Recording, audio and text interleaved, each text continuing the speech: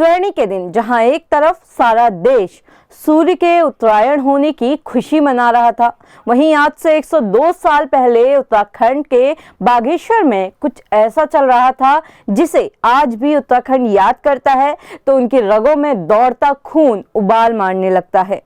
14 जनवरी के इसी दिन बागेश्वर की वादियों में एक ऐसी क्रांति हिलोरे ले रही थी जिसने उत्तराखंड के इतिहास को गौरवान्वित कर दिया। वो क्रांति जिसे आज उत्तराखंड का इतिहास बड़े गर्व से याद करता है।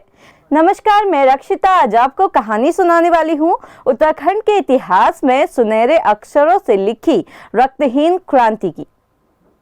दिन था 14 जनवरी 1921। बागेश्वर में सरयू के तट पर उत्तरायणी का मेला लगा हुआ था।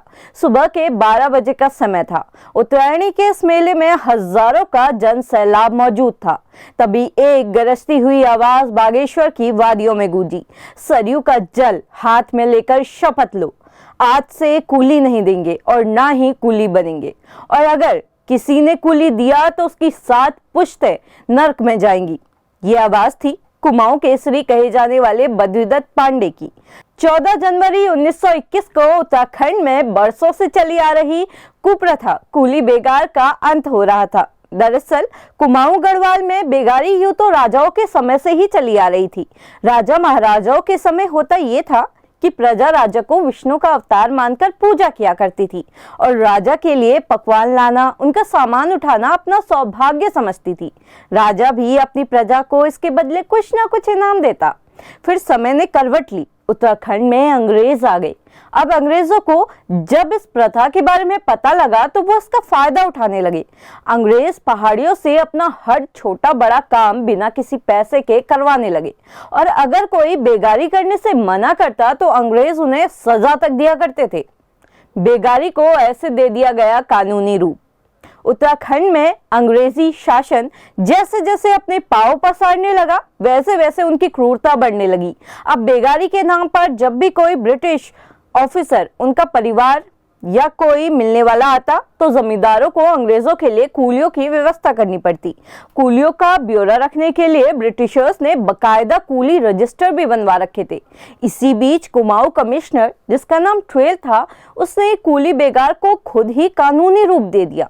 भारत में एक तरफ जहां ईस्ट इंडिया कंपनी जो कानून बनाती वो लिपिबद्ध होकर छपा करते थे, वहीं दूसरी तरफ उत्तराखंड में ट्रेल का बनाया गया ये कानून हाथ से लिखा हुआ था, जिसकी परिपक्वता जांचने के लिए किसी भी तरह के जुडिशियल एक्शन की जरूरत तक महसूस नहीं की गई।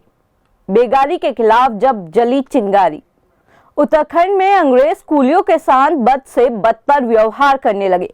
यहाँ तक कि अगर उन्हें किसी कूली का काम पसंद नहीं आता तो वो कूलियों को गोली तक मार देते थे।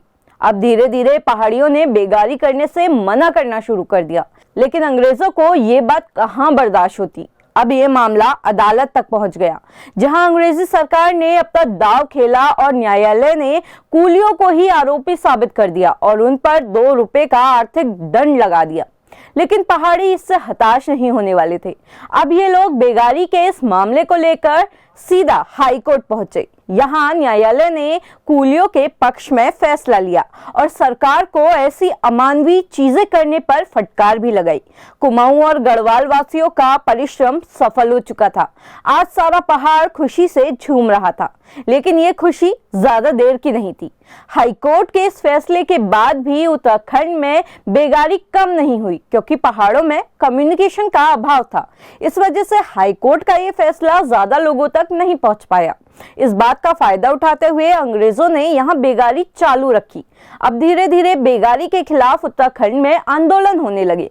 पहाड़ों में लक्ष्मी दत्त शास्त्री, गोविंद बल्लभ पंत, हरगोविंद पंत और बद्रीदत्त पांडे जैसे लोगों ने गांव-गांव जाकर गांव वालों को कूली बेगार प्रथा के बारे में समझाना शुरू किया और उन्हें इस कुप्रथा का विरोध करने के लिए जागृत किया। कूली बेगार के खात्मे की गवाह है सरयू नदी।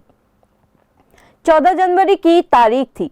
सुबह से ही बागेश्वर में काफी चहल पहल थी। हजारों की संख्या में लोग बागेश्वर पहुंचे थे। इसी बीच इस भीड़ को चीरते बागेश्वर बाजार में एक रैली निकली, जिसमें लोगों के हाथ में लाल रंग के बैनर थे और जुबान पे एक नारा, कूली बेगार बंद करो। बागेश्वर की वादियों में जब ये आवाज गूंजी तब डिप्टी कमिश्नर डायबल के कानों में भी पड़ी।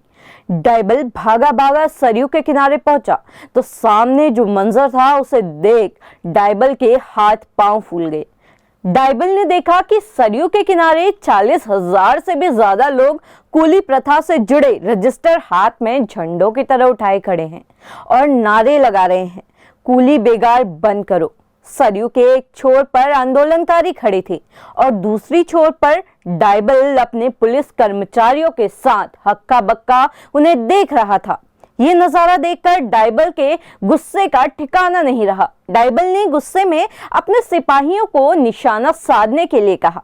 ये सुनते ही इस सभा का नेतृत्व कर रहे बद्रीदत्त पांडे ने डायबल से कहा, कमिश्नर साहब, कितनी गोलियां चलाओगे? तुम गोली चलाओ पर यह समझ लो कि जनता की चट्टान उनसे नहीं टूटेगी। तुम्हारी गोलियां खत्म हो जाएंगी, तुम असहाय होकर खड़े रह जाओगे। कमिश्नर साहब, कितनी गोलियां हैं तुम्हारे पास? यहाँ 40,000 बहादुर लोग हैं। ये सब लाशों के ढेर हो जाएंगे पर इनमें से एक भी आदमी पीछे नहीं हटेगा। लड़ाई आर पार की थी। आज सरयू इन दोनों के बीच लकीर की तरह दिखाई पड़ रही थी।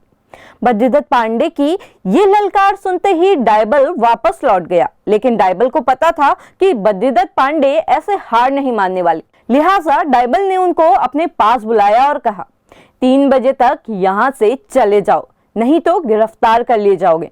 पर बद्रीदत्त पांडे डायबल की खोखली धमकियों से कहां डरने वाले थे।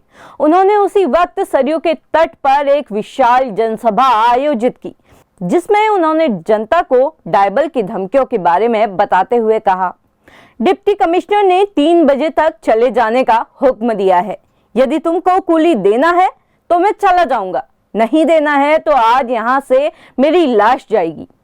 बागेश्वर की उस विशाल जनसभा ने बद्रीदत्त पांडे का जवाब एक ही स्वर में दिया, हमें कूली नहीं देना है। अब बद्रीदत्त पांडे ने आगे कहा, यहाँ पवित्र गंगा नदी बह रही है, ऊपर बागनाथ का प्राचीन मंदिर है। उत्तरायणी के पावन पर्व पर शपथ लो कि आज से कभी कूली नहीं देंगे। मनुष्य हो, मनुष्य की तरह जीना सीखो।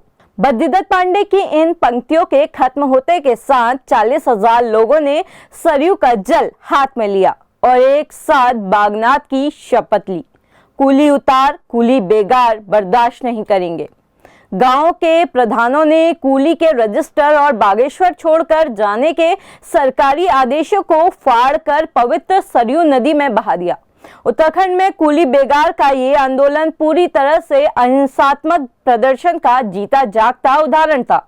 सालों से कूली बेगार कुप्रथा की जंजीरों में जकड़े कुमाऊं को आज आजादी मिल गई थी। कूली बेगार आंदोलन की सफलता पर महात्मा गांधी द्वारा संपादित पत्रिका यंग इंडिया में उनके पुत्र देवदास गांधी ने इस आंदोलन को एक रक्तहीन क्रांति बताते हुए लिखा है, the effect was complete a bloodless revolution. Devdas Gandhi ने महात्मा गांधी का हवाला देते हुए आगे लिखा कि ऐसा आंदोलन कभी नहीं हुआ। Few instances will be found in the history of India's awakening during the last 2 decades to equal the great mass movement which brought to age-long system of slavery of Kumaon। आप देख रहे थे खबर उत्तराखंड। अगर आप हमें फेसबुक पर देख रहे हैं तो हमारे पेज को फॉलो करना बिल्कुल भी ना भूलें, और अगर आप हमें यूट्यूब पे देख रहे हैं तो हमारे चैनल को लाइक, शेयर और सब्सक्राइब जरूर करें।